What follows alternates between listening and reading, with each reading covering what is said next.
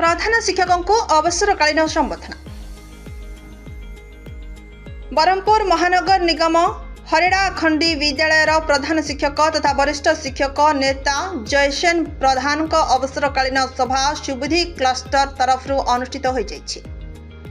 हरिड़ाखंडी उच्च प्राथमिक विद्यालय परिसर में अनुष्ठित यह अवसरकालीन सभा गोष्ठी शिक्षाधिकारी देवेंद्र बेहरा मुख्य अतिथि सह गोष्ठी शिक्षाधिकारी सुकांत जेना, सीआरसीसीयू भारती, स्थानीय अंचल समाजसेवी अनिल कुमार चौधरी, रमेश चंद्र बेहरा, विद्यालय प्रधान शिक्षयित्री समेत समस्त शिक्षक शिक्षयित्री और सुबुद्धि देवी क्लस्टर 10 गोटी विद्यालय शिक्षक शिक्षयित्री उपस्थित रही अवसरकालीन संबोधना सभा को सुंदर आयोजन करा जायथिला।